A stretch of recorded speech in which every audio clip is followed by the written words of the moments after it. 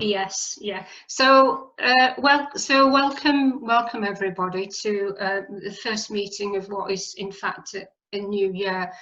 And the first thing I'd like to do before we get on to the business is to acknowledge the tremendous work and leadership of Councillor Judith Roberts, having been the chair of this committee for 12 years is quite outstanding, and I would like to just pay tribute to her. Thank you. So yes, at least I think a round of applause for Judith. And one of the things that I really admired about the way Judith ran meetings, that they were always brisk and finished on time. So we're going to have to try and do that again tonight. It's a big agenda. There's some very weighty items, and I am well aware that there's an important meeting to follow this one. So we'll need to keep moving. So the first item on the agenda is the open session on planning. We have a number of members of the public here. I know that Jean wishes to speak, and Noel, is that correct? Yes, that's correct. Can you hear me? I can hear you. Thank you. That's fine. David, are you wishing to speak? Yes, please. You're wishing to speak, right? Thank you. So let's. So we'll have about 5 minutes, 5 minutes each. So Jean, would you like to start? So this is about the graveyard, the upper graveyard from Lane URC or Farmer. That's right. Lane. Thank you. It's the one that runs between Upper Thong Lane and Greenfield Road. I found out, I'm not sure how, but that this year it had been sold for private use. I got the brochure from the selling agent, which said one of the obligations of a purchaser would be to allow access to the graveyard obviously for people to either, I don't think the graves are tended anymore, but for ancestors to be looked after or whatever. The selling agent, I did also write, as well as to you, I wrote to the United Reformed Church trustees, but I haven't heard back from them yet. The selling agent put me in touch with the purchaser, who I don't think I should name, but anyway, I had a short email correspondence with him. He said that he's in the process of making the site safe for public access, and he hopes that once that's done, that the public access will be reinstated via the tourist office. It's been sold for amenity and garden ground, and that is the only use that it's allowed to be used for. I emailed him back and said that I understood that when a cemetery changes into private hands, there's an obligation to record the graves and monumental inscriptions and send the data to the local authority. I volunteered to help him with that, but I haven't heard back. And I've looked again on Saturday or Sunday, and there is no sign at either gate saying that access will be restored. I just have a few concerns. Who is going to police or make sure that he does give access, and how will he indicate it? I hope it will be with a sign on both entrances. The monuments themselves belong to the families who erected them, not to any purchaser of the ground. So what will happen with those?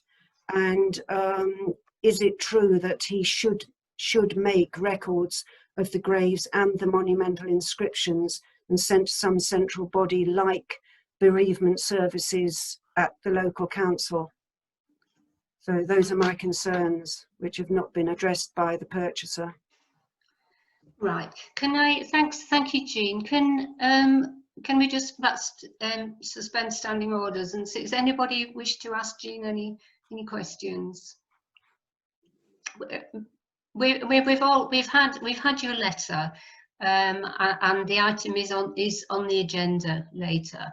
So have you anything to add, Jean, or is that No, that's all I wanted to say. Thank you very much. Well, thank you very much for coming. You're welcome to stay if you want for the rest of the meeting, or you may wish to, you may have other things to do. So I will, but we shall certainly discuss. We certainly discuss the issue, try and see what we can do, and we'll be back in touch with you. Right, I will come back to the meeting later on then, if that's all right. Thank you. Thank you. David, would you like to speak next? Thanks. Thank you very much. Thanks for allowing me to speak to you tonight. I'm here to discuss the outline application for the erection of a residential development at Wesley Avenue under reference 2021/02/0, 10 at the end. You considered this application back in May and objected at the time to access, and also raised some concerns regarding drainage. Since then, Kirklees Council departments have submitted various responses to the application, and the developer has submitted further additional documents, which has prompted the planning authority to give interested parties the opportunity to submit further comments on this proposal. I'm here tonight just to seek your support on 3 key issues where I feel as though Kirklees Council haven't followed due diligence and haven't followed their policies and procedures. These are climate change, the vandalism of a conservation area, and access to the site. So taking climate change first, both Thorn Valley Parish Council and Kirklees have declared climate emergencies.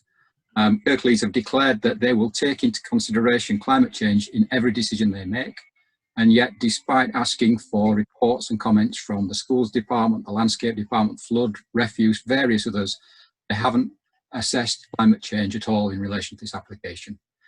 I think that they do need to do that. Statistics show that if they were to insist on these houses being houses that have 0% CO2 emissions, it would cost the developer around £7,000 extra on each house to do that. Whereas if we were to retrofit those in 10 years' time to meet the climate change obligations, the cost would be £20,000 per house. It just doesn't make sense not to make them 0% emission houses at this stage. But that's not the whole story in relation to the homes, because for every time a house is constructed, it costs the planet 80 tonnes of CO2 because of cement and other construction materials, transport, etc. That's the equivalent of losing 2,800 trees for the next 100 years and not replacing them, because one tree accounts for 1 tonne of CO2 every 100 years. And this house and development is for 36 houses. It's in the fields behind me that you can see on the photograph there. So I'd urge you not to waste this opportunity to make a difference by lobbying Kirklees to consider climate change in relation to this, which they're clearly not done at this stage. As David Attenborough recently said, the biggest crime at the moment is to waste things, and I think this would be a waste opportunity for everybody if we didn't do that. The next point, I will quickly run through these, is the developer has been refused permission to join up with any Yorkshire water pipes to drain land surface water. So that's the rainwater in the gutters.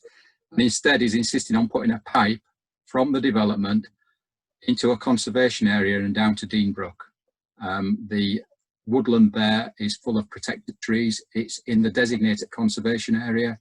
I can't see how he can put a pipe underground because he'd disturb the trees, and if he was to put it overground, that would be an eyesore in a conservation area, and I think that needs to be addressed by Kirklees.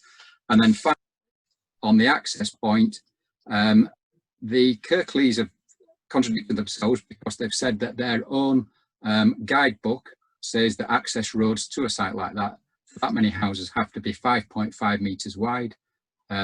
Wesley Avenue, which is deemed to be the access road, is only 4.9 metres wide, so it's not wide enough. There was a refusal for planning permission in 1980. It went to appeal, the developer went to appeal then. It went to the Department of Environment, who turned the application down. It was through the same access road. Kirklees seem to think that they've got the authority to overturn a Department of Environment decision. I take it was back in 1980, but the only thing that's changed since then is that the ownership of cars has doubled since 1980. The streets haven't got any wider. None of the streets have got pavements. There have been no infrastructure changes at all in Netherthong. And since then, car ownership has doubled. So there's already over 200 objections from a village that only holds 500 houses. So that's quite a massive objection to this development. So what I'm asking Holme Valley Parish Council to do is to ask Kirklees Council to uphold their obligations, consider climate change, consider access, and consider the vandalism of the conservation area. Thank you. Thank you, David. Do any councillors wish to ask David any questions or make any comments? I think you have expressed these your views and given these facts already, haven't you, to the climate? Yes. To the climate emergency committee. Yeah. I went there last week, but they said it wasn't a climate emergency matter, and I had to go to planning. So that's fine. Right. Thank you. Yeah. Thank you for coming here. I think it's probably fair to say that that the parish council is going to put a lot of effort into pushing forward the climate emergency agenda from now on, and we'll certainly come back to this issue and ensure that all councillors on this committee have access to the information that you've just given us. Thank you. Thank you. Thank you very much. Thanks very much for coming. Thank you. Right, Noel. Hi there. Just to fall in line with your etiquette, I do have to ask each time, is it necessary that to see my face? So is that Noel speaking? It is, yes. I think it's fine. If you find you can also hear your voice, I think that's fine. Right, you appear to be frozen. Yeah, you appear to be frozen at the moment. So. All right. Am I on now? We can hear you, which is the main thing. So yes, please carry on. Thank you. Okay, right. It was just to touch base. I think you, Councillor Blacker, you will have received my letter from via Mr. McGill this morning. I'm not sure whether you've had the opportunity to disseminate that or not. Yes. Sorry, can I just perhaps interject? Yes, I have seen the letter. Yes, I've read the letter, but I have to make it clear that because we only had it this morning. Bear in mind, in whatever you say, that some of the councillors have not seen it.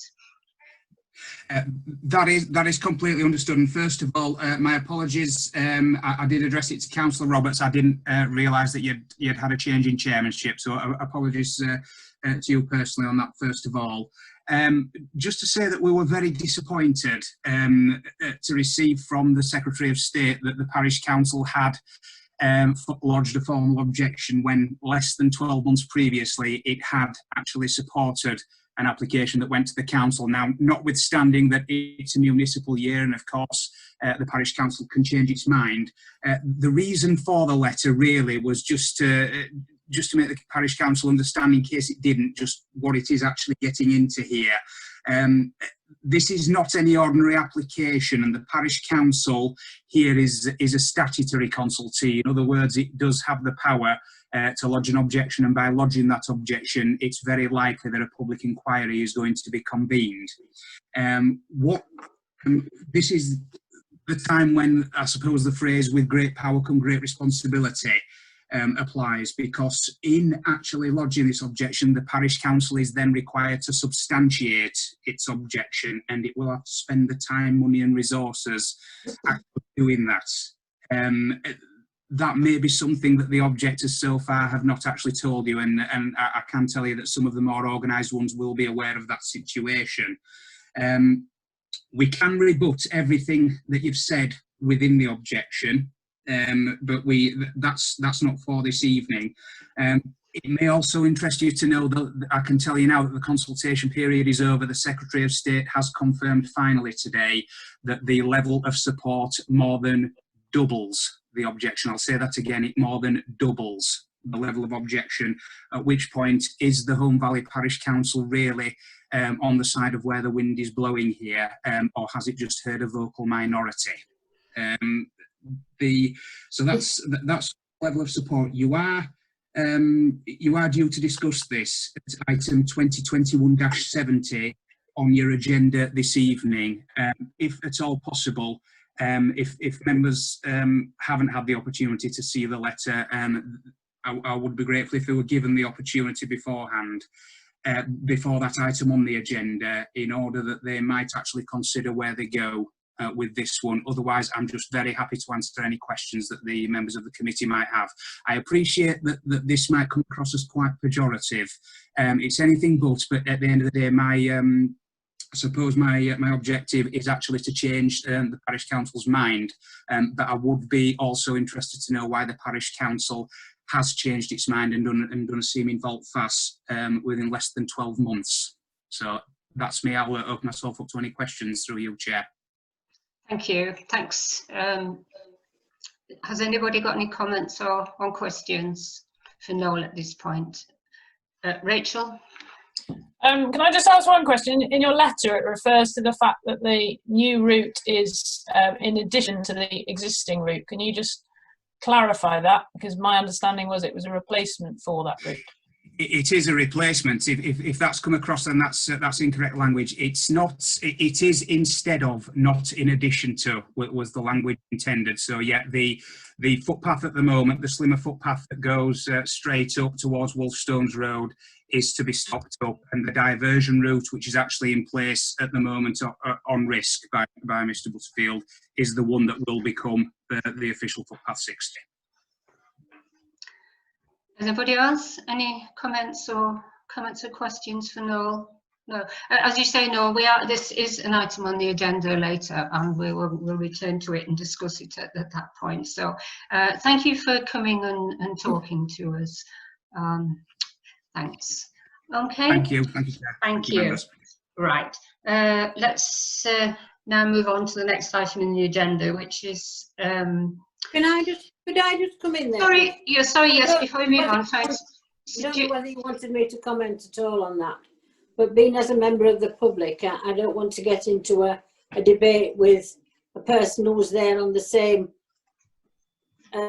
purpose as myself, because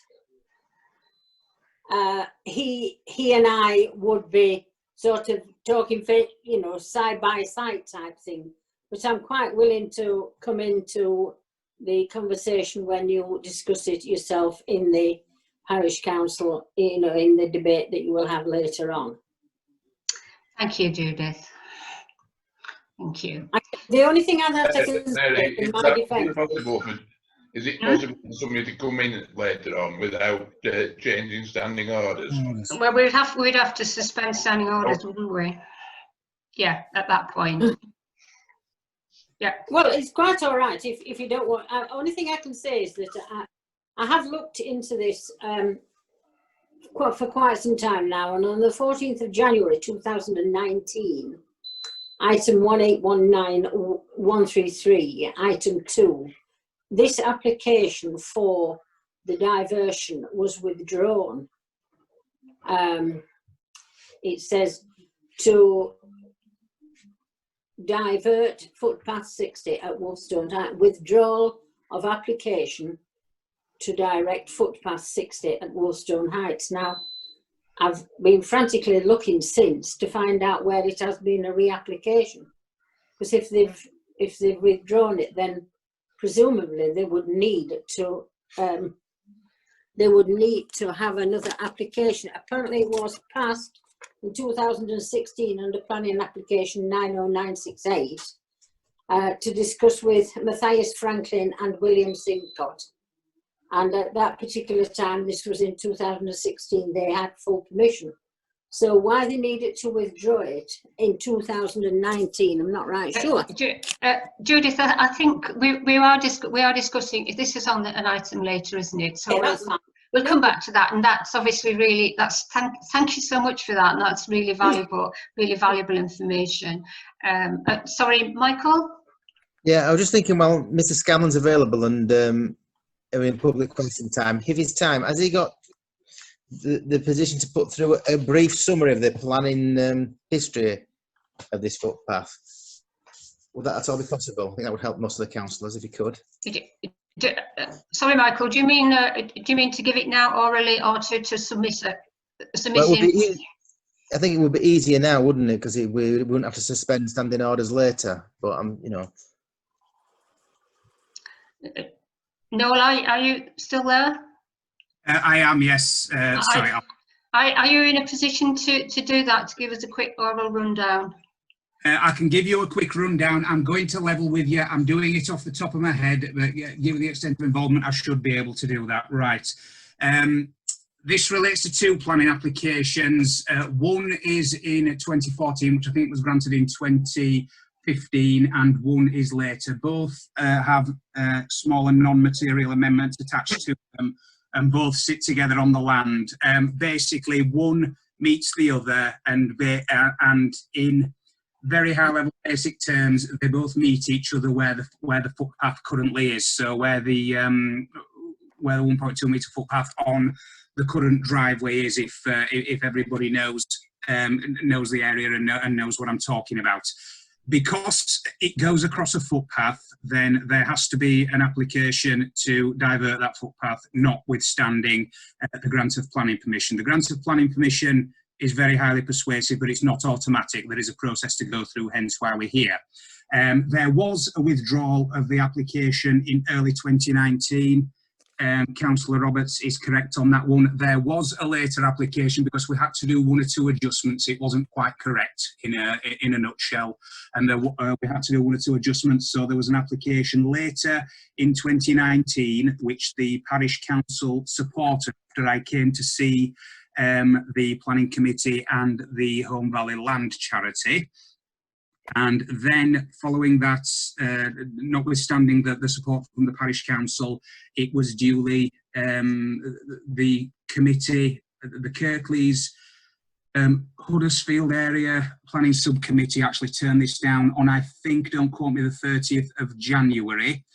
And therefore, Mr. Butterfield elected to apply to the Secretary of State under a separate section of the Act. And that is where we are now. So the parish council is effectively a consultee to this, but it is, as I say, a statutory consultee. This is something now where it has the power to cause a great deal of difficulty or not. That is the power, but the other side of it is it does have to substantiate its objection to the matter. Does that explain it, or does anybody have any other in relation to the planning? I think Councillor Pogson might have some questions on the back of that. Well, it's certainly helpful, Noel. Thank you. Michael, are you happy with that? No, it's quite a concise summary, but I think it puts us all into position so we're all aware of where we are. Thank you very much for that, Mrs. Carroll. Thank you. Would you mind if I asked when it was put in? He said it was later on in 2019. Is there any chance that you have any idea whenabouts in 2019, please? The answer to that question is I really should, because I did it, but I cannot give you an exact time. I am sorry. I can't. I don't have that information right in front of me at the moment. If you could give me 5 minutes or I'll be able to look it up, actually. Thank you. Like I've looked all the others up. Okay. Thank you, Judith. Thank you, Noel. I feel it's time we need to move on. We've got a lot of other business. But Tom, you had your hand up for a while, and David, quickly. Tom, then David. It was on the 17th of June last year that it came to the council, and when it was approved by the parish council. I didn't attend that meeting, but if I had been in attendance of that meeting, I would have been against it, but I wasn't at that meeting. But it was approved by council then, 17th of June last year. Thank you, Tom. David? Tom. You need to unmute yourself. Thank you. Yeah, it was a very quick question because I take my cub pack and beaver pack up there and I wasn't aware that this footpath was going to be diverted, and I feel as though it's unsafe to have to walk around that extra bit to get to where it was. And I just wondered, is the public consultation period on this over, or have we missed that chance? I haven't seen any adverts up there that say that we've got an opportunity to upload that as well. I think Noel has just told us today that it's closed. Is that right, Noel? Yeah, I can answer that question. It actually finished on the 29th of September. Thank you. Right. Thank you. Okay. Thank you, Noel. Thank you, David. Judith. So, can we move on to the next item on the agenda, please, which is the recording of the meeting. Does anybody here wish to make any recording in addition to that which is done as a matter of routine, in this case by the Deputy Clerk? Nope. No show of hands, thank you. Right, apologies for absence. We're all here, I think. We're all here, yeah. We're all here, no apologies for absence. Thank you. Right, item 58, to receive members and officers' personal and disclosable pecuniary interest in items on the agenda. Has anybody any of the planning applications? No? That's going well. Right, any written requests for new GPI dispensations? No. No? Right, and do we wish to, item 60, do we wish to consider any of the items in private? No? Yeah. Right. Let's move on. Let's move on to the minutes of the previous meeting. Right. Would somebody like to move that we confirm the minutes of the previous meeting? Yes, Pat, and seconded by Rachel. Thank you. Right. Now, moving on to the Vice Chair of the Planning Standing Committee, which wasn't decided at the AGM. Maybe I'll start by asking, is anybody interested in putting themselves forward, or perhaps proposing somebody whom you know is willing to do it? Anybody want to put themselves forward? Tom, is that you putting yourself forward? Right. Okay. Does somebody? I don't mind doing it. You don't mind doing it. Thank you. Would somebody like to propose, Tom? Tom, thank you. Proposed by Michael, seconded by Pat, I think got there before you did, Paul. Thank you very much, Tom. I was greatly appreciated because I know how busy you are at the moment. I think we need to vote as well. I think we need to vote. We need to vote on it, yes. Okay, fine. All in favour? Yes. Okay, thank you. That's, yeah, thanks. Okay. Moving on to item 63. The completed Kirklees planning applications list, right, which we've all had. Anybody proposed with those noted? Yeah. Noted. All in favour? Noted. Yep. Okay. Noted. Right. New planning applications.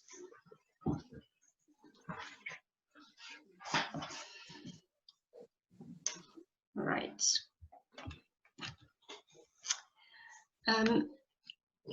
Okay, we all got sight of them.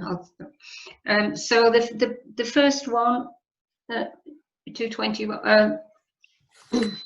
9 Dyson's Hill, Honley. Pat, Michael, have you a chance to look at that? Pat? I just said approve. I mean, yeah. The neighbour was, there was a problem, but it seems to have been resolved, so. Right. I've had a look at it today and I see no need to make any observations. Yeah, fine. Yeah, yes, I thought it was fine as well. So support that one.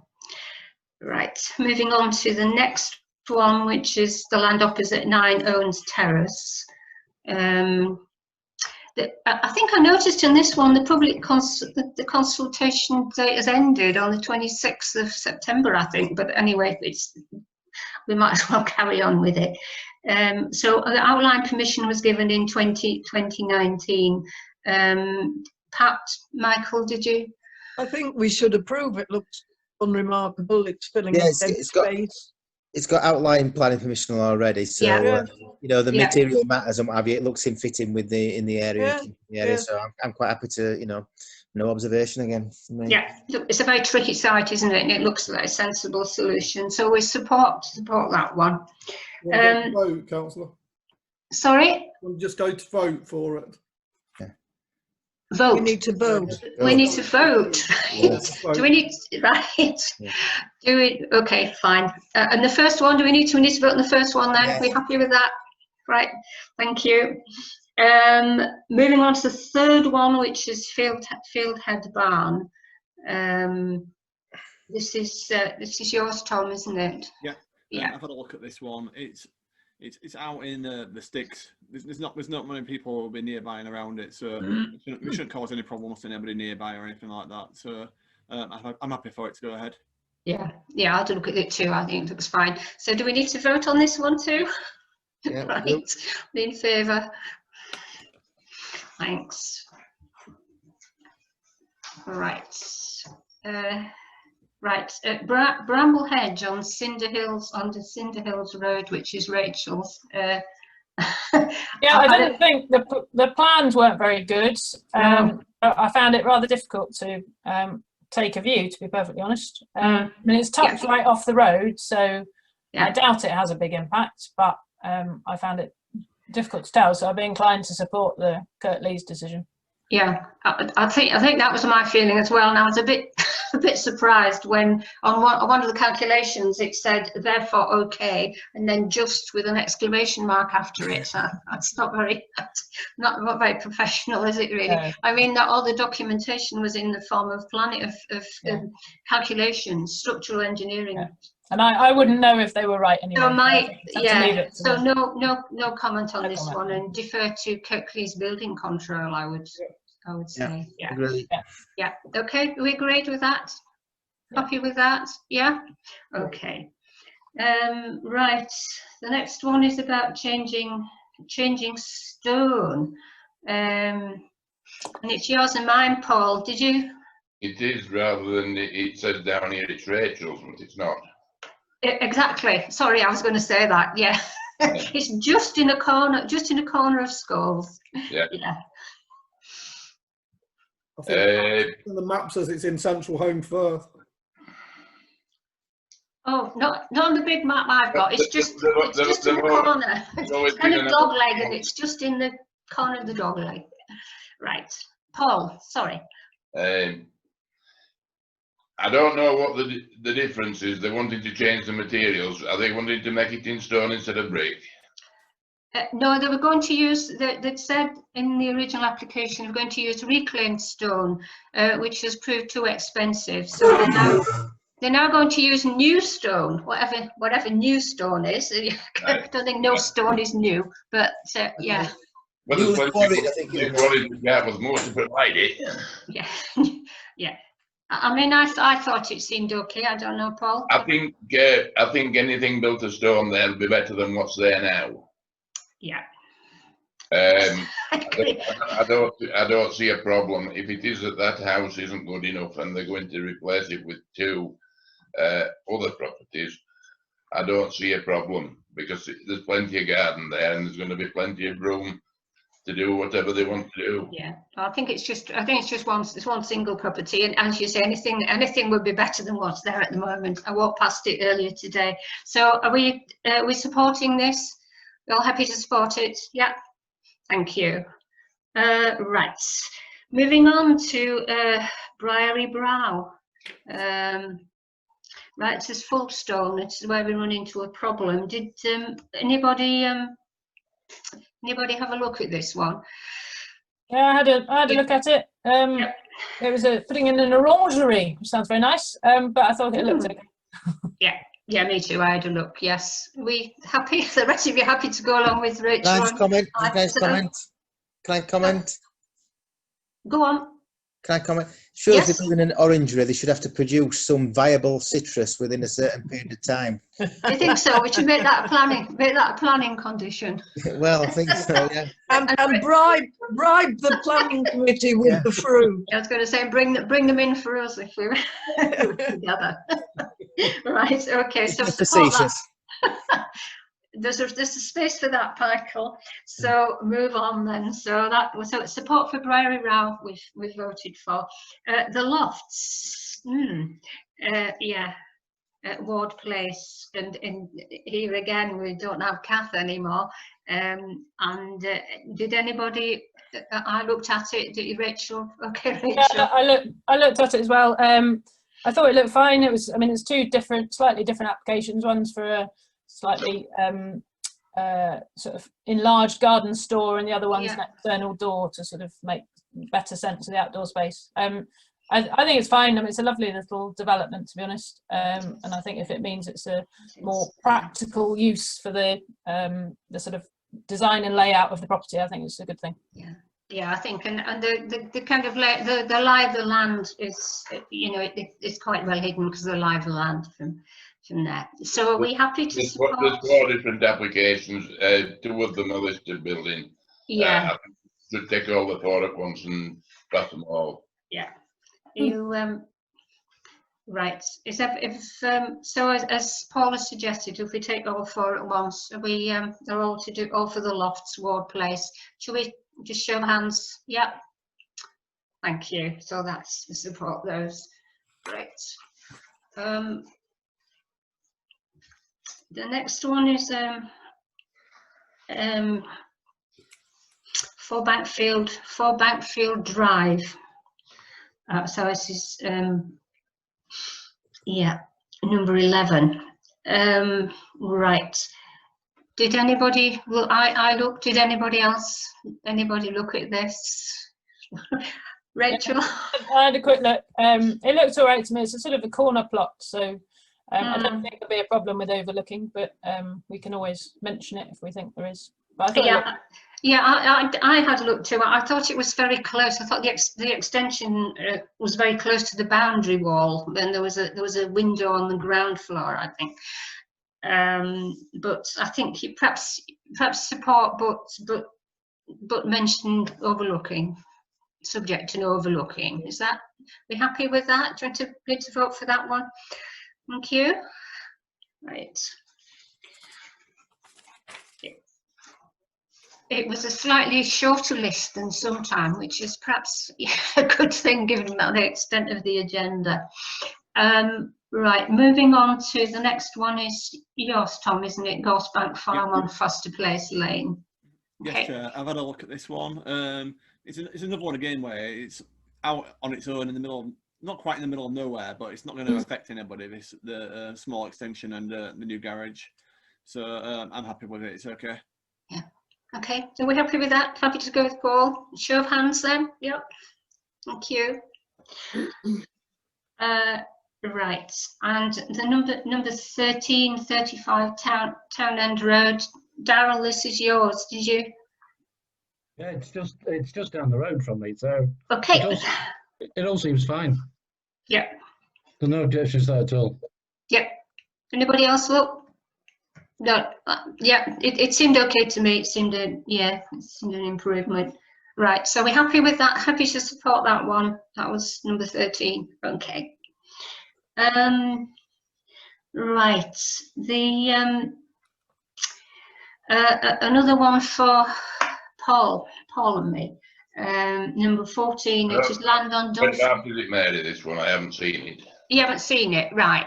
It's land on Dunford Road. I mean, one of the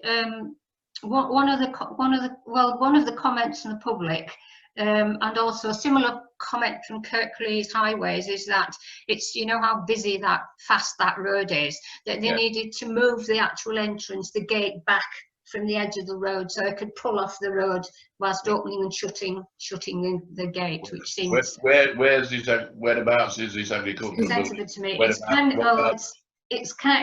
again one of those. It's kind of in the middle of nowhere, just opening on. It's going on. It's on the right hand side, going down towards Hage Edge.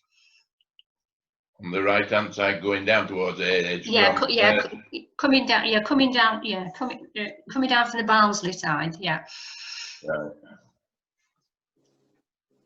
And the court. I don't know which it is, because it may well be part of some other development that took.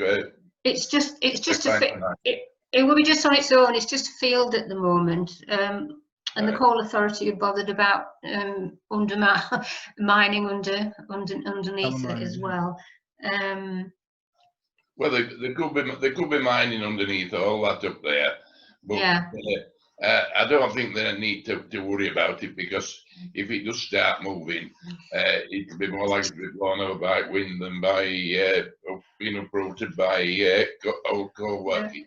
Yeah, I think that's. I don't think the yeah. workers were at that side of the road. They were more on the other side of the road. I mean, my feeling of, sorry, Rachel. Sorry, I might be preempting what you were going to say. I was just going to say, I think we should support the principle of the barn, but subject to highways access being addressed. Yeah, exactly. That's a good point in making those yeah, access. That's exactly what I was going to say. So, yeah, fine. Okay, we're happy with that then. Supporting principle. Thank you. Right, moving on. Oh, this one's pretty close to me, but it's Daryl's. Heaven's House on Cliff Road. Yes, it's quite a large building.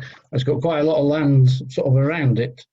They don't seem to be doing anything too drastic, to be honest with you. So, you know, as long as it looks in keeping with the rest of them, I don't see anything against that one. Yeah, I mean, I thought it was fine, because it's making what is a large one large dwelling into two dwellings. Yes. So it's going to be 2 3-bedrooms instead of 1 4-bedroom. So I'm happy with that. Rachel? The only thing I just want to ask, I'm happy with the house being separated into 2, that seems fine, but I think that then means there's 5 houses on that road rather than 4, and I'm sure I remember someone telling me that 5 meant that you needed to have, is it a wider road or a visitor space, or there's something different that means it's different from a standard close. I don't know if Paul Dixon has any comments on that, because I'm sure he's. I don't think you need for 5. You're okay. I think the only worry I'd have if you're making a house into 2 is parking. As long as there's enough parking for. No, there's loads of. I think there's lots of ground up there, Paul. Right. There's plenty of room on the road. Well, even off the road, it's quite a big. It is quite big. It's quite big. Yeah. But the doors Okay, that's fine. So, so we're saying that. So we're just saying we just support this, or yeah. Okay, fine. Yeah. Support. Thank you. Number 16 and 17 are out of area, and the number 18, the Hagwood Stone Quarry. Anybody look at this? Have a look at this one, Pat. Thank you. I didn't excuse look. me. Sorry. Excuse me, can I just declare a possible interest in this? So I'm going to. Right. I'm going to leave for him. If Pat can text me when this has been finished with, and I'll join back the conversation. Is that all right, Pat? Yeah. Thank you. Thanks, Michael. I didn't look at the site because it's private, but everything they're trying to do looks to me like something we should approve. Essentially, all of this, they found problems. They want to do some quite big stuff to save trees. I don't see how we could possibly oppose it, really. Anybody else have a look? Rachel? Yeah, I agree with Pat. I think we should support it, but because it's quite kind of technical, again, I'd be minded just to support Kirk Lees's position on it, because it quotes all sorts of structural integrity of the banking and things. And again, I don't feel we're best placed to comment on that. I know when planning applications in that area went in a while ago, I know there was a bit of a sort of resistance because of the potential damage to Hagwood. But looking at the documents, it looks as if they're being as accommodating and sort of considerate in their design to avoid damage. Yes, it's a change of plan in order to protect Hagwood, isn't it? So maybe we can approve the principle but refer it to officers for technical. Yes, I would agree. I mean, I think they've been forced into this change because there's been a ground collapse, or the condition of the ground is not what they anticipated. So I think we can only support this, but perhaps defer to Kirk Lees, the technical officers. Are we happy with that? Yeah. Okay, let's just, thank you. Right, you're going to fetch Michael back in now. Right, number 19. Broccoli, 27 Mod Lane. Yeah, nobody else. Anybody look at it? Rachel, sorry, Rachel. I had a quick look, it looked fine to me. Me too, I thought it was fine, yeah. Are we happy to support that? Yeah, okay, thank you. And number 20, which is Tom. Yeah, it's a small extension to the side of the house. There's plenty of space for it. It's yeah, no problems with it. It's fine. Okay. Is there enough parking there, Tom, on this one? Because it's like an extra dwelling, isn't it? Yeah. It's just it's above the garage. There's enough parking up there. It's off that little road at the bottom of Butt Lane, isn't it? Right yeah. at the top of the hill. So I think it's just for an elderly resident at the moment. So it's not like a new house or anything like that. It's just additional living space. Well, it says here that it's the first floor extension to existing garage to create dwelling. Well, it's like an annex. It's an annex. It's annex, yeah. I think it's annex. this is the one where somebody's already living in the attic, or living in the first floor, which is the attic, I think. So it wouldn't create any additional parking. And there is quite a lot of ground there too, isn't there, Tom? Yeah, there's plenty of space there. I think it's all right. It's quite extensive. So we're happy to support that. Okay. Show of hands, right? Thank you. And yeah, back to Homley then for a couple. Pat, Michael, number 20, 21, 23, Magdale. Approve. This is putting a chimney. Spending they seem to be spending their own money to put something up that they could get away without, simply to make it look more authentic and fit in better. I mean, approved. They might want a fire in it as well, mightn't they? Yeah. Well, they won't be allowed coal or wood, so they can't do that. Why not? Yes, you could still. The 1953 Clean Air Act still stands. There's such a thing as clean coal, right? Sorry, Michael. Just information: they may burn an approved fuel or an authorised fuel or an approved appliance. Thank you, Michael, for that valuable piece of information. Thank you. Right. So are we happy to support that, everybody? Show of hands. Yes. Thank you. Right. And then finally, I got a lot of amusement from reading the heritage statement on this one. It's rather peculiar. So this is Vardo, number 1, Magbridge, Homley. Right. As far as I could understand it, and I found it quite difficult, it seemed to me it would improve traffic flow and safety. It's on a busy place, on a bend, it's a narrow bit where things pass each other and have to pull onto the verge. And it seems to be shifting a car out of the way a bit, or helping with the parking. Concerning on this is that I want to know how you're going to get a car underground. It's on a hill. It's also they've assured us they're going to buy a magic car. I found this one really difficult to envisage without actually knowing the site. So yeah, it's on a very steep slope. Get round it's houses that are way up. It's lots of the terrace, steps, isn't it? And this is the house that's furthermost in from the terrace. Yeah, Michael, and the parking is way down. I mean, they must go up 30-40 steps from their parking to their house. So. But is the access going to be good? Are they going to have sight lines coming out of this new garage? I couldn't follow the plans. I think that if the sight lines aren't good, when they're pulling out of that garage, it's likely that they aren't going to go up to sea. I think that it isn't. It's not. It won't be straight onto the road. There's some land. Right.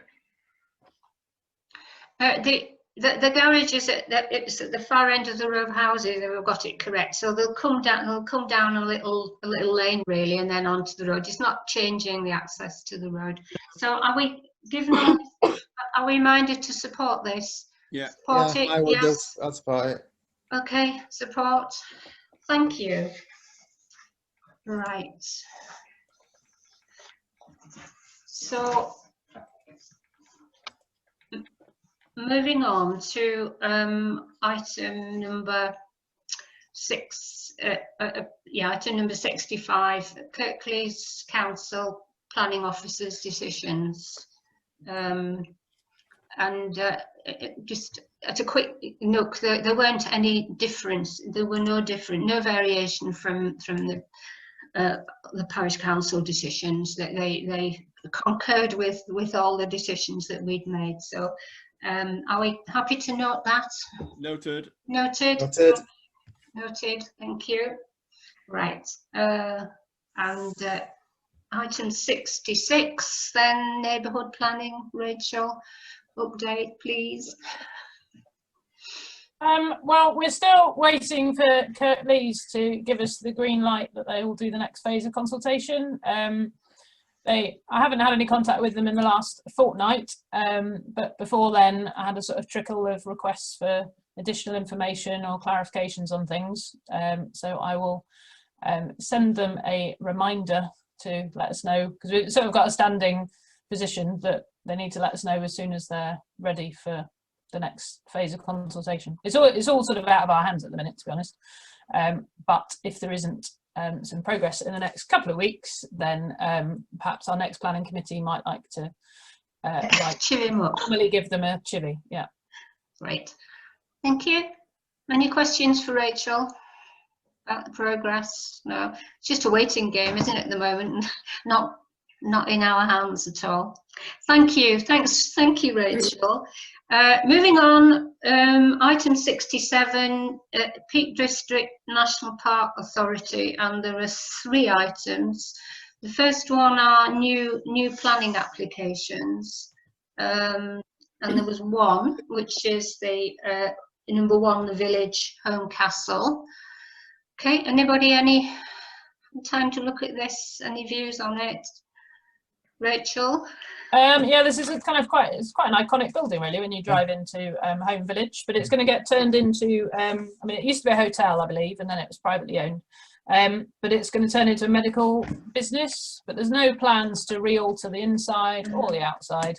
It's just making use of it for a local business. So, and they've said there'll be no signage on the outside. So, and the number of staff, I can't remember what the number is now, but there's plenty of parking for them, given that it used to be a hotel. And there are lots of positive emails of support from people in the village as well. So I think it's a positive thing. We should support it. Tom, were you wanting to speak? Yeah, I was just to say anything that encourages local employment is good, and bringing the building back into usage for something as well, like Rachel's mentioned. Yeah, I'm very much in favour of it. Right, I think we conclude that we support this support application. Show of hands. Thank you. Okay, support that one. Right.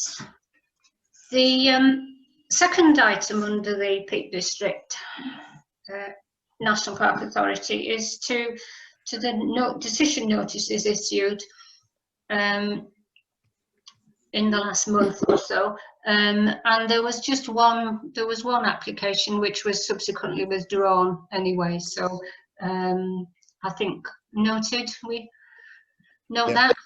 Thank you. Right, and then moving on to the third item here, which is the home parish statement.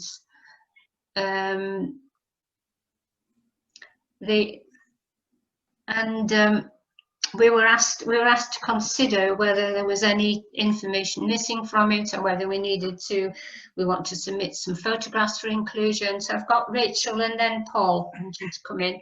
Rachel? Yeah, I was going to say that, well, there's a couple of things really. One is I was slightly mystified as to why it said that there hadn't been. When you look at the link onto the website of parish statements, it then puts an asterisk if there was a response. And I thought, I'm sure we have discussed this in the past on, I mean, it was a while back, could be 18 months ago. And I thought a response had gone from planning in conjunction with the Upper Home Valley councillors, so with Trevor and Kath Bellamy putting something in. So I'm slightly surprised that from the Peak District's point of view, it looks as if they haven't had any sort of input to it.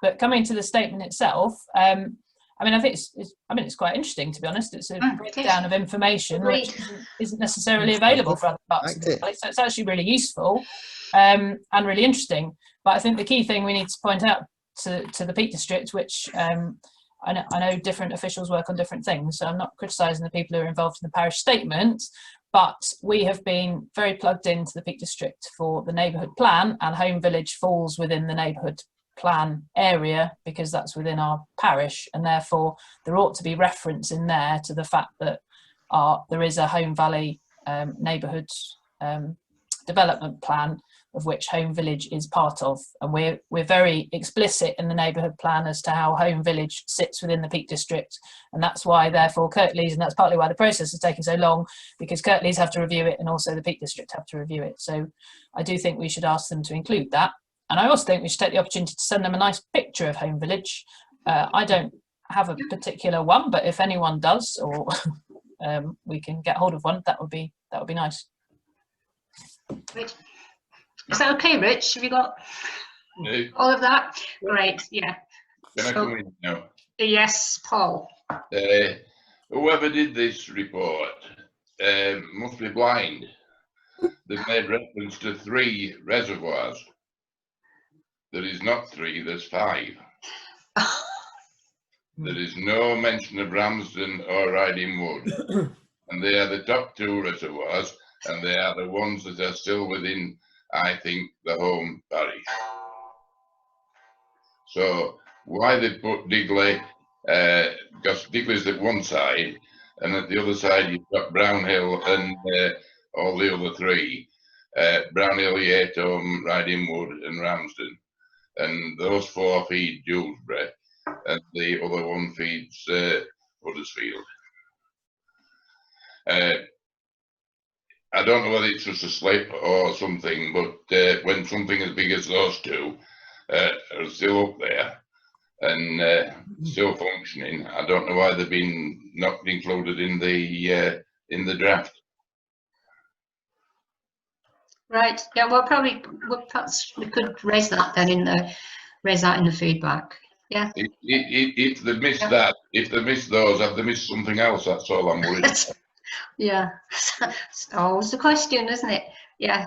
Has anybody else any comments to make? Oh. What they've asked for, Councillor, is this community aspirations bit. Yes, they have asked for community aspirations. Obviously, at the moment, there's nothing there at all. Yeah. And I was rather wondering if perhaps we should make contact. Though I know that councillors Bellamy have been in contact with the Home Village Residents Association. Okay. If we could perhaps contact them. Only aspiration, What was that? The only aspiration I have for home is that there's a lot of feedback at the moment. Yeah. I don't know where it's coming from. Every time I speak, something crops up. Only aspiration for home is that we have bigger and better sheep. Make more money in the market, so there's more commission in the market. Do you think that there is any any value in contact and getting closer contact with the Home Village Residents Association? See if we can generate some community aspirations, Rachel? Why not? Yeah, I think so, and I thought that's what Kath and Trevor had done before. So yeah, so I think the first instance is probably to talk to Kath and Trevor and just yeah, because I know I know we've certainly seen something about parish statements before, and I thought an action historically had been taken Right, to yeah. look at that.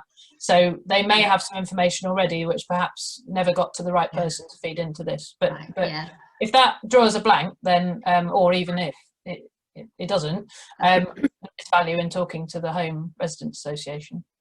Great, thank you. I'll do that. Great, thanks, Rich. Anybody, any more comments before we move on from there? Right. Now, the next one, participation on the planning committee by parish ward. I think we're in a situation now where we've got representatives on this committee from half of the wards and not from the other half. So people are going to have to take on a double load, really. Because it's, you know, really there should be at least a minimum of 2 people looking at planning applications. I've asked Rich to put on the agenda of the next meeting an item on ways of working in 2 senses, partly around how we deal with planning applications, but also to do with working with other more closely perhaps with other committees. But that is for the next meeting. So if I just run down the list, and I suppose I'm asking for volunteers really to pick up some planning applications out of their own wards. Are people happy with that? Do you? Yeah, Anybody I'm want happy. to comment? You okay? Right. So Brockles is Michael, so that's okay. Fullstone, we don't have anybody. Are you volunteering, Tom? Thank you, Tom. All right. Hepworth is Tom, of course. Humford Central is Rachel. Homley Central and East is Pat. Yeah. And then we've got Homley South. I'll pick up on the south if you like. Okay, do you want to divvy those 2 up, you two? Do you want Homley South and Homley West? Do you want to divvy them? To be honest, I usually do all of Homley and Brockholes. The last year I've been doing all of Homley and Brockholes. But we've got Michael now as well. Yeah, so we can divvy it up. Do you want to? Do you two just want to divvy those up? So Homley South. Okay. Homley South, Michael. Yeah. Yeah, I'll do Homley South. Yeah. Homley West. Thanks, Paul. Homley West, Pat. Okay. Netherthorne. Netherthorne.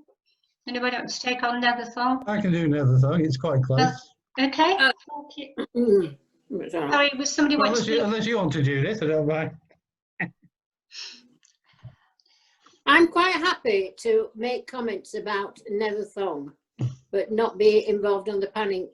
I can pass the comments on to Richard or to Councillor Blacker, but I'm not being on the planning committee. But I can pass my comments on as ward councillor for Netherthorne, if you would like me to do so.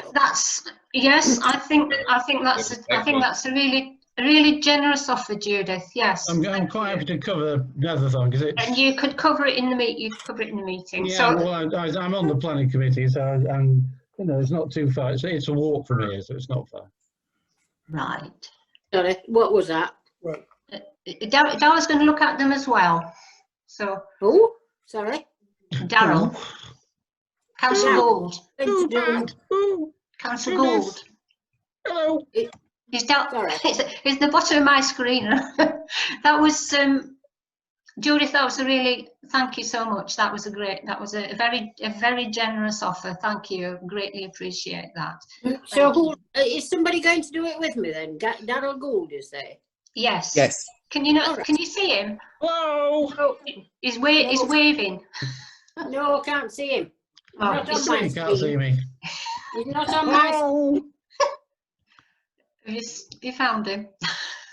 No, he's not on my screen. I'm sorry. Oh. Well, it's here. It's definitely here. If you use a tablet, then you can't see. Yeah, you can only see mine. I Yeah. only see 9 on mine, Tom. And You can flick the screen across, councillor, and he'll be there. Never mind. Let's get Can on. we, yes, can we, yeah, so that, thank you, Judith. So- Put my name so, down. Moving on, so Judith, if you want to send your comments to me, that'd be great. okay, we'll do that. Thank you. Upper Home Valley, we need somebody there. Rachel, thank you. Upper Thorn, I can do that as well, Mary. I can share it with if you like. Rachel, thank you. That's it then, right? And perhaps just to say, we do seem slightly diminished really as a committee in some ways. If you can't make a meeting, could you make every effort? So it's something Judith used to say frequently. Can you make every effort to send in your comments to Rich or to me? That would be greatly appreciated. Thank you. So I think that is sorted for now. Thank you. Let's move on to the barbershops. Item 69, issue with the shop frontage. So you've chased up, haven't you, Rich? You've chased up. Still Yeah. not got a response. Well, I've got a response, but it's not giving us a great deal. I'll read it out to you. It says, "Dear Rich, apologise for the delay in replying to you on this matter. I have referred it to our enforcement team, who will be in touch with a more detailed response after looking into the matter." Right. There's not a whole lot to do that. I got that about a week ago.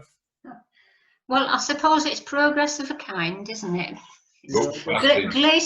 Glacial but progress, I would say. In my book, it's known as book passing. Maybe. Right. Let's. I've got the lady at the bottom of Upper Lane very upset, and she keeps ringing me up to find out if we got an update. And I told her this today that I will be speaking tonight, and that if there's anything new to tell her. But if the enforcement officer is going out to look at it, it's obvious they must be intending having it taken down. If it's as bad as the lady who used to be the enforcement officer for Home for somebody called Margaret Kerr, it would never have been up in the first place. She'd have had it down before it even started to get up. So I hope whoever goes has sympathy with the residents and not with the applicants. Do you want me to chase up with another letter at some point, councillor? Yes, please. When did if you only received that response a week ago, maybe a couple of days' time? A letter to the enforcement department, not to that same person, and then it's the enforcement people who are now taking over responsibility. So if you can find out where to send it to, Richard, send it to them. Yeah. And has Michael got an answer? Yeah, send it to Kevin Walton, kevin.walton@kirklees.gov.uk. Is he enforcement? He's the senior enforcement officer. He's the manager of that team. Right. Can I just before we leave this, Tom, do you wanted to speak? Did you? I was only going to say maybe we should just give the guy a week to respond or come back to us rather than put like extra work on Rich, which it maybe he's working on it. So maybe give it a week and a half or 2 weeks. Yeah. If it's another 4 weeks for the next planning meeting, if Rich sends a letter in 2 weeks' time, 2 weeks is giving them enough time to reply to us, and then hopefully 2 weeks that might encourage them. Could I just come in? Michael's offered us a name of the chief officer. If Richard was to notify him and tell it and to speak to him and say that the parish council had an interest in this, it might mean that they will contact Richard sooner than have to go back through different tiers of management before they get back to him, and he could get in touch with the major part. So Paul's suggesting that we act immediately and send a message to the person in charge rather than waiting. To do it in his his usual manner, and he can speak, and he's got the name now from Michael, so Yeah. he can deal with it. Can I just check, is everybody happy with that course of action? Yeah, can you just show, yeah, thank you. Thank you very much. Okay, right, now we're on to, do you think maybe Noel was expected, we're ahead of schedule. Expect Noel was expecting to come back. Oh, Jean's back. Hello, Jean. Mary, we don't usually have members of the public. They say their piece at the beginning. We don't allow them to speak after. But they are entitled to observe, aren't they? Yes. Yes. Yeah. Is that, yeah, that's fine, Jean, you understand? Yeah, you're there as here now as an observer. Thank you. Right, Tom. Rather than do the Wolfstones footpath, shall we move on to the next item, which relates to Jean, and do the other parts of the agenda, and then come back to the Wolfstones footpath afterwards when maybe Noel's back? Yeah. Yeah, good idea. Yeah. Good idea. Right. So we are now. Are people happy with that suggestion, which is that we move the upper graveyard, Evelyn United Reformed Church up? Can you show of hands? Are we happy to make that change? Change the agenda. Right. Okay. Right. So, what do people feel we ought to do in response to this issue? Rachel? Well, I think, I mean, there's obviously a very valid questions raised by Jean, and I think I know in her original email it commented that she hadn't seen any signs showing it was for sale. I must admit, I do remember walking past several times and seeing a big sign for sale, but I do seem to recall that it blew down in the wind, though, because I remember spotting it on the other side of the wall. So I suppose the issue is just concern that it's being appropriately looked after by the new purchaser, because clearly, I mean, I was surprised, to be perfectly honest, when I saw it had been sold to a private person, because I didn't really know that could happen. But that said, if it means someone looks after the site in perpetuity, then that's more positive than it becoming overgrown. But I think the point about retaining access and giving an indication of when access will be permitted is pretty important, to be honest. Now, what I don't know is who sort of looks after that kind of issue, because there are other graveyards like that are sort of tucked away in places. And I don't know where you start really, but it strikes me that Kirklees probably have an officer who, and I don't know if Councillor Pogson can assist this at all, who has some responsibility for graveyards, who might be able to provide some advice, or alternatively we could ask if the Deputy Clerk could contact YLCA or one of the other sort of clerk support networks, just to ask for guidance on it, because I think it's a case really of confirming what is legally required, and if it doesn't appear to be happening, I see no harm in us writing to the purchaser and pointing out that, you know, we're concerned that, you know, we're pleased that they've taken on the land to look after it, but we wish to receive some assurances that residents in the valley can continue to access, or outside of the valley indeed, can continue to access the graves when they wish. Thank you, Rachel. I think Michael was first, and then Paul. Thank you. Yeah, I mean, looking at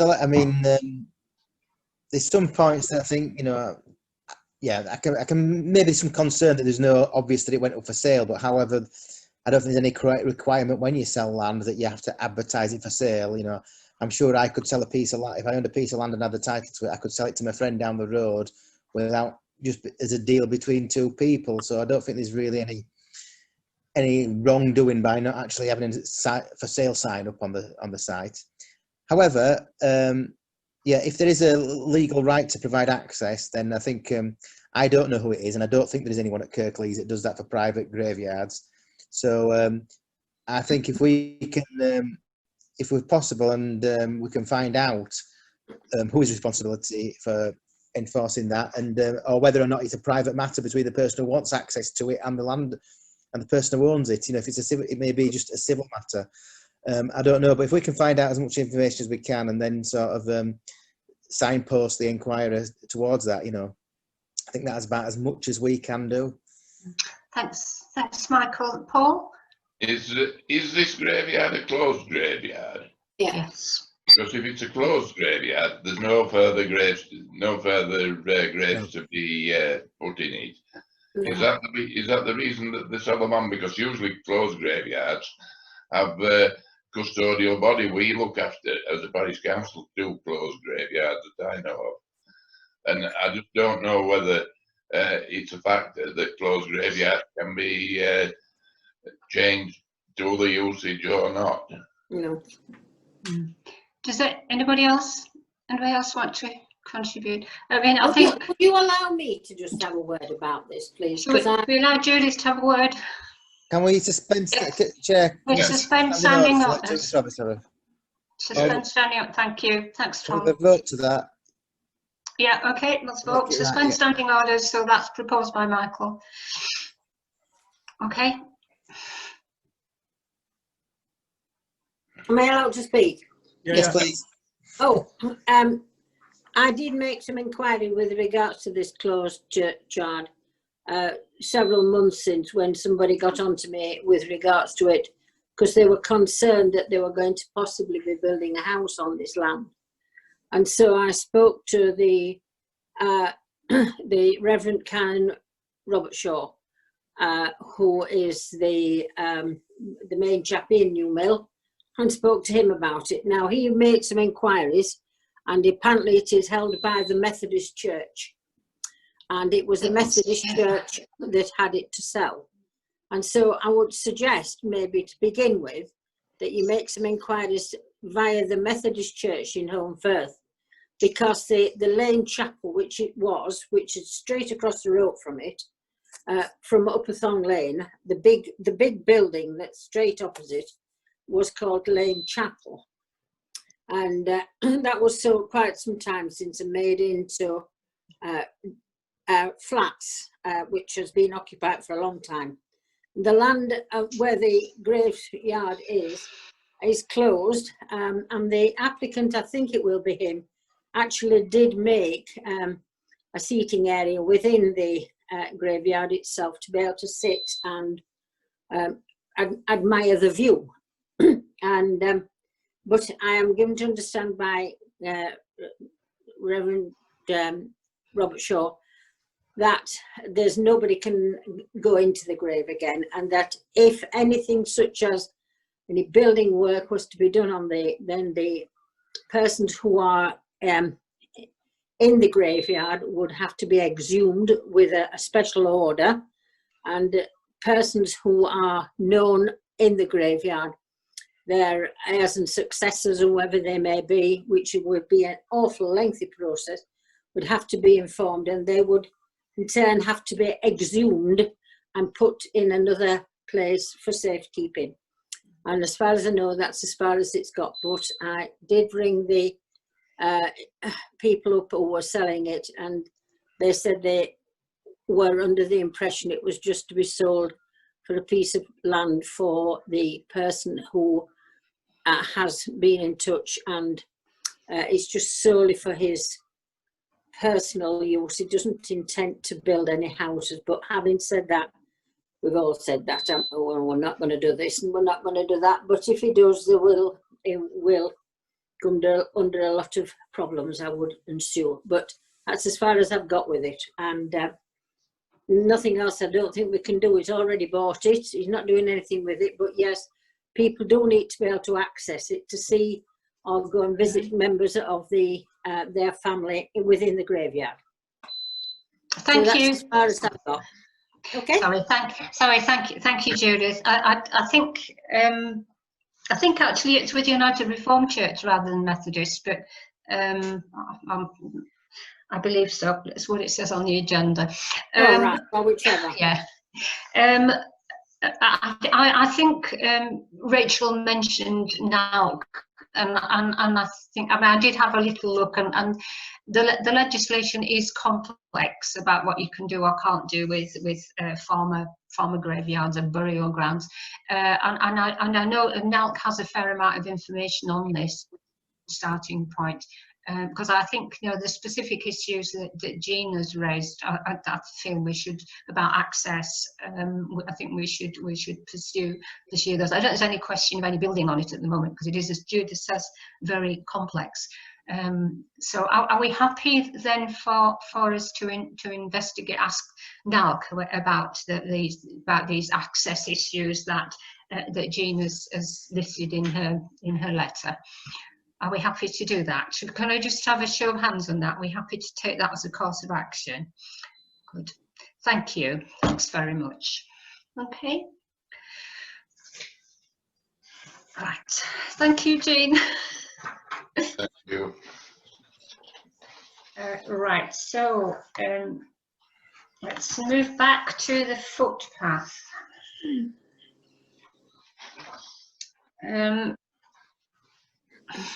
I'm sure there are a lot of comments to be made on the footpath. I'm really sorry, because I realised that a number of you have probably not had a chance, busy with work and other things, to actually look at the letter which was sent by Noel Scanlon. So I'm not sure how meaningful a discussion we can have at the moment, but possibly those of us who've seen it want to say a few words. Michael. Yeah, I think first of all we should thank Mr. Scanlon for bringing this to our attention and his knowledge, and thank you very much for taking his time to come to us and speak to us tonight.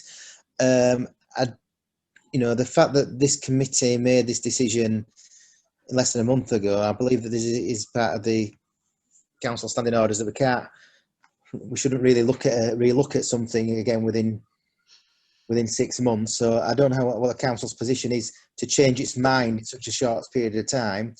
However, I do think that the parish council should, like I say, thanks again to Mr. Scanlon for coming and putting information forward to us. But I do think the parish council would be wise to seek our own independent advice regarding this matter going forward.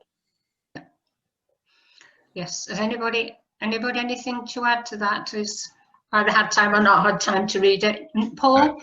Mary, Richard let me have a copy of this letter, and I've looked at it.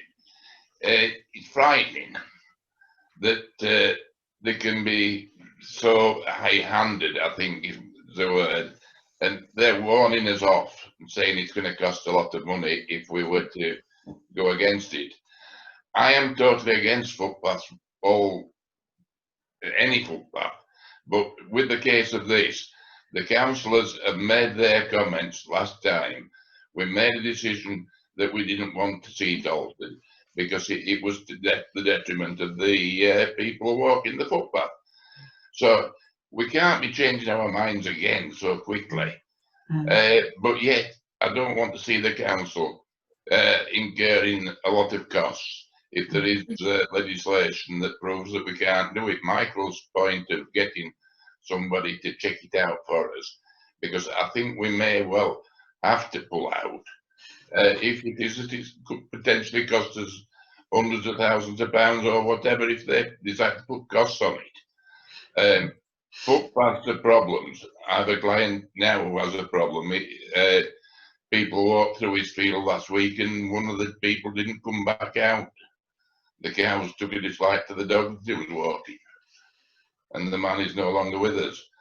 Footpaths and land, I don't agree with. I'd rather see people walking on roads. But I'm sorry. My worry is that it could cost us a lot of money. But I don't like being told by people what we can and what we can't do. We've made a decision based on comments from Michael and others that had walked that piece of land and said that it wasn't going to be right in the new position. So if it isn't right in the new position, it should be left in the old one. Thanks, Paul. Rachel? I think I'd reiterate what's been said in terms of we only recently reviewed it again and made our decision. And I think I'm interested that we were told by Mr. Scanlon that there are more people supportive than against, but clearly it's not necessarily the case of numbers win the game. We had quite a few organisations, local organisations, Walkers Are Welcome, for example, raising it with us. And I remember various items of correspondence we've had from people. I've had quite a few people recently actually informally comment to me because lots of people are doing more walking, as I think Councillor Pogson mentioned a meeting or so ago. People are more out and about and appreciate the network of paths that we have. So I'm fine with the fact we should have a think about what Mr. Scanlon's expressed in quite forceful terms, to be fair. And I think I take the tone of the letter, I find slightly objectionable, because the parish council can make its decisions. We should be confident in the decisions we make, but I quite accept that we want to just check our facts and position. But if we think it's the right thing to do, irrespective of the threat of prospective costs, it's about standing for the principles of what our community wants us to do. So I think we should review the contents of the letter, and I welcome the fact that Mr. Scanlon came and spoke to us again tonight, and also clarified the fact that the path was to be diverted, not just retaining the two, what the letter implied. Thank you. I mean, I think there was a suggestion at some point in the letter that we should, urging us to make a decision tonight to withdraw. So I'm getting the feeling, I'm observing you all, that we leave it there more or less, but we go away and seek guidance, advice, and I'm again maybe NALC might be a good place. Mary, I don't think it's the planning committee who should make a decision on this. The planning committee have made a decision to oppose it, but it should be the full council that decide which way we go forward, whether we pull it out or not. And by which time, if we can get the information and the knowledge that helps with that, if it's all right, everybody just saying that there's 6 people sat down the table tonight looking at a screen and made a decision. There's 23 people on the council, and I think the full council should have the opportunity to debate it if it is that there's likelihood of spending a lot of money that is council money. Yeah, yes, I mean, I entirely agree with that, Paul. I think it probably is. It would, if it came to be a decision for the full council, but it needs to be a decision by the full council in full possession of all the facts, which I feel that we don't really have at the moment. So I think we need to find out exactly what the position is. When we've had it stated in one way, but there could be a different perspective. So I think we need to go and gather facts and information and guidance, and then yes. Sorry, Pat, you want to come in? No, okay. You've just said what I was going to suggest. All right, thank you. Right. So are we happy to go with that course of action, which is to seek guidance, to find out as much information as possible, and then perhaps take the matter to the full council? Is there a limit on? Is there a time limit on this? Does Richard know if there's a time limit? I don't think there is. Well, I think we'll need to make his position known before they actually. Sorry, who's? Sorry. Sorry, Michael. The Secretary of State, or the Civil Service acting on behalf of the Secretary of State, who's handling the appeal, will need to know before they've made their decision. Otherwise, it will be too late, won't it? So we need to know, find out when that decision is going to be made, and then find out. We need to make a decision before the planning inspectorate has made a decision. Fundamentally, don't we?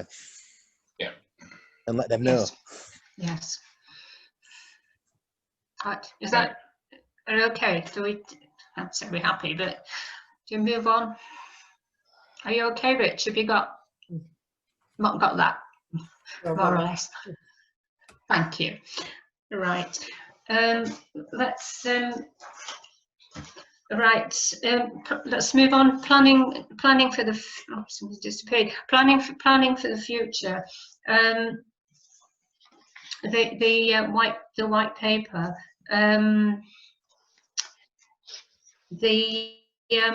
Yeah, I think we've run into a bit of a problem with deadlines with this one, because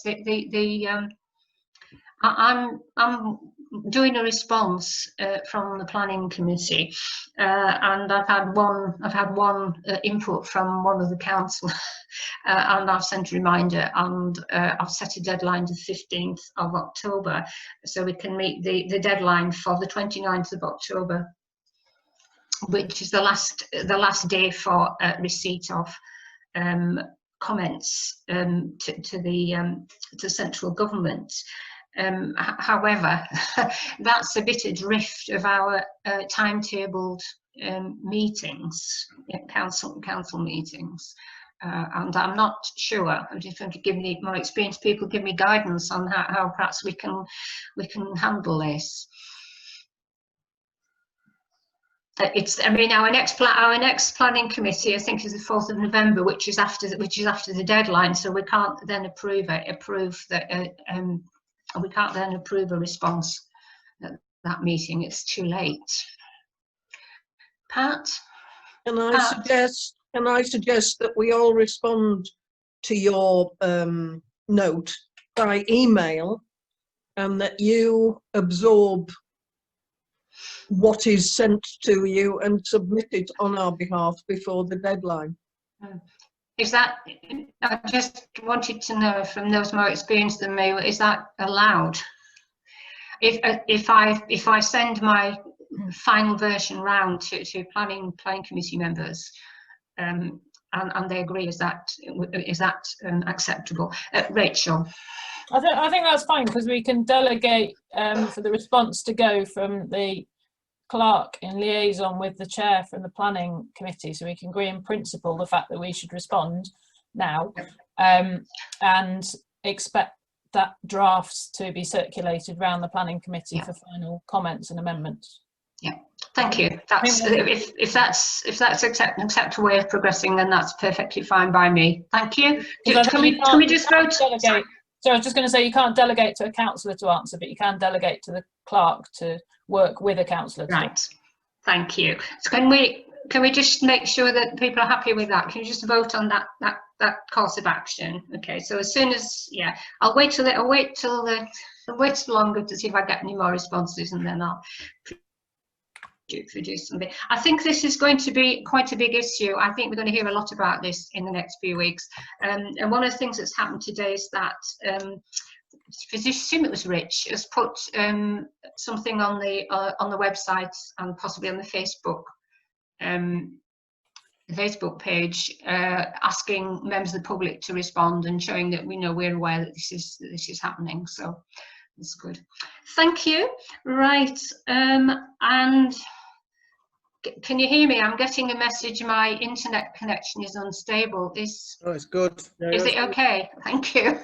It's not good. It's not great here, the internet. So our final item is this awful junction coming out from Bulshaw, onto the main road, and the efforts of several residents in Herd Edge to suggest a revised layout of the road. I know a little bit about this. Councillor Brooke invited me to go to a meeting last Friday, I think it was Friday evening, up Herd Edge, and there was a resident there who sent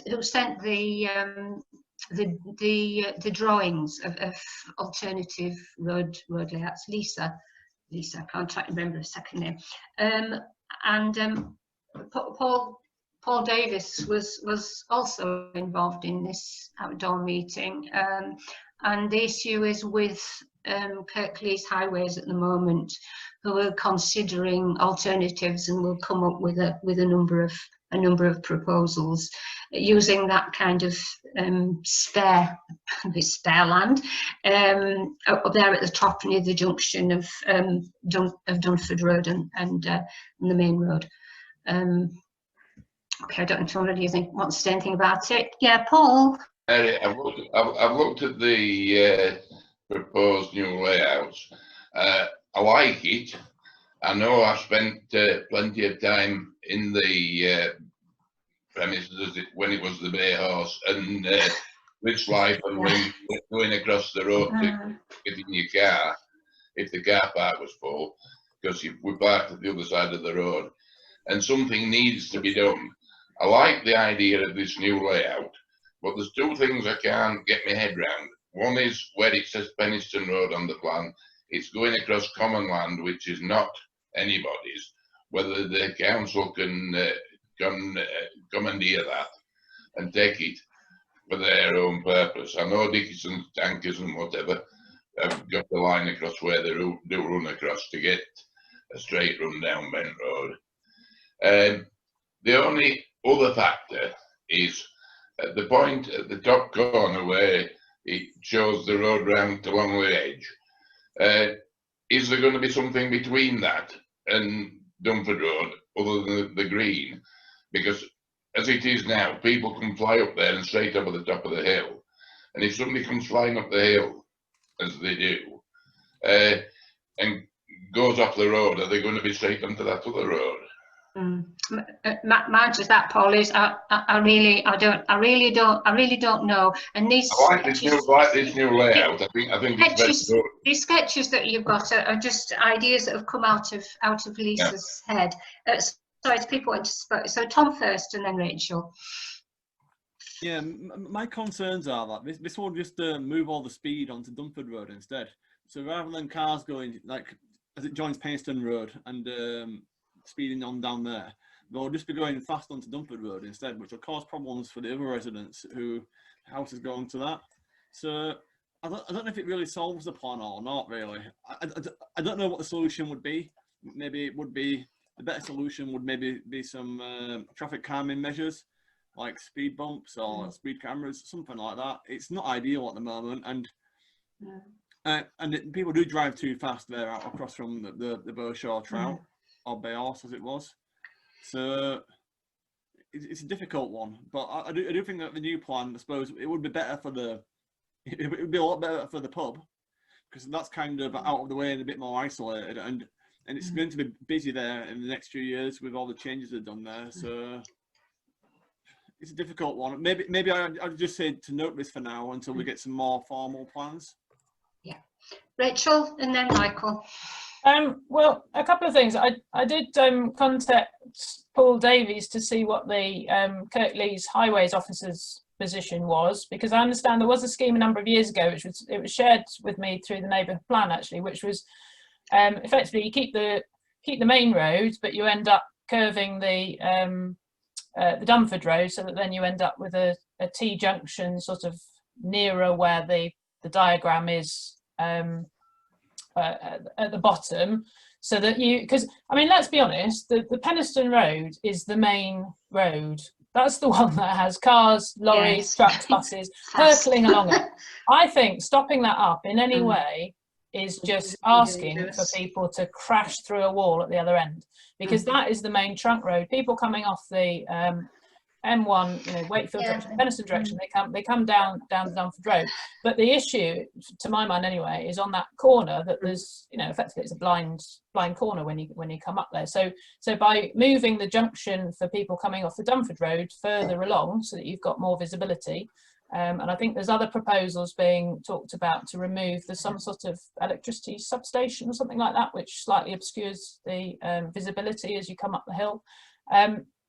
I think that would be a simpler solution rather than creating this sort of slightly curious S-bend for big lorries and cars that are just passing through.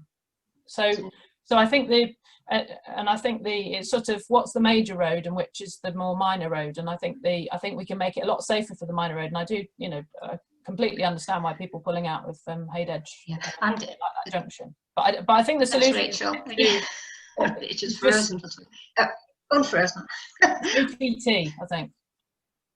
Yeah, thank you. For just Michael, but I think maybe this is the last contribution, because we're waiting for highways to produce a set of alternative plans, and when they do, we know that they'll be, one would hope, safer than some of these homemade ones. Which, yeah, brilliant. Thank you. Thanks, Michael. And I'd just like to say that without seeing any sort of input from a highways engineer, or whether that's a Kirklees one or an independent one, someone's got more expertise than I have regarding highways, I'd be very non-committal to make any comment for or against, and I would just say noted until such information is put forward.